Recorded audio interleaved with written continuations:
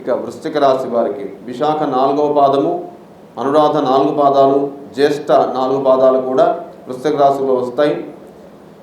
ఈ బృహస్పతి వీరికి సప్తమ స్థానంలోకి రాబోతున్నాడు కాబట్టి తప్పకుండా పై అధికారులతో సాన్నిహిత్యము, వారి మన్ననలు పొందడము, గాంభీర్యంగా ఉండడము, దేహ సంరక్షణందు ఆసక్తి కనబరచడము, అభీష్టమైనటువంటి కార్యం నెరవేర్త, వ్యాపారులందు లాభములు, భార్యాబంధ సుఖము, ధనలాభము, సకల విజయములు కూడా కలుగును.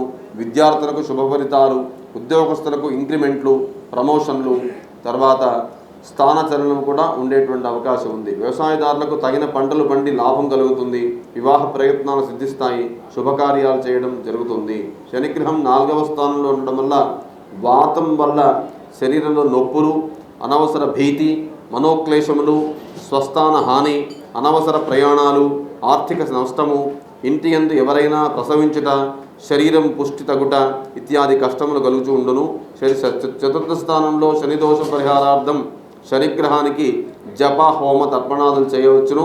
తర్వాత రాహుగ్రహం రాశి వారి ఈ సంవత్సరం వారికి పంచమ స్థానంలో రాహు సంచారం వల్ల, పంచమ స్థానంలో రాహు ఉండడం వల్ల సకాలమందు భోజనం లేకుండా ఉండడం, పుత్రులతో సంతానంతో అనవసరంగా విరోధములు, తర్వాత మనస్తాపములు, అనానుకూల పరిస్థితులు ఉన్నాయి. అయినప్పటికీ కూడా రాజగౌరవం, సన్మానం మొదలైనటువంటి శుభ ఫలితాలు కూడా ఉన్నాయి.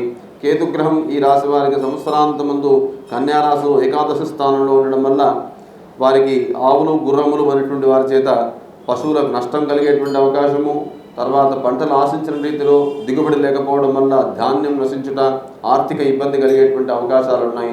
ప్రయాణాలు వారు పోస్ట్పోన్ చేసుకోవడం మంచిది. అనవసరమైనటువంటి ఖర్చు లేదా దుఃఖము లేదా ఇబ్బందులు ఎదుర్కొనేటువంటి అవకాశము ఈ యొక్క కేతుగ్రహం వల్ల ఉండేటువంటి అవకాశం ఉంది. కాబట్టి వృశ్చిక రాశి వారికి మే మొదటి వారం వరకు సమయం బాలేదు. మే మొదటి వారం తర్వాత వారు అనుకున్నటువంటి ప్రతి పనిలో కూడా బృహస్పతి అనుగ్రహం, అంటే దేవగురువు అనేటువంటి బృహస్పతి యొక్క అనుగ్రహం వల్ల అన్ని కార్యాలు కూడా బాగా సిద్ధిస్తాయి అని చెప్పవచ్చును.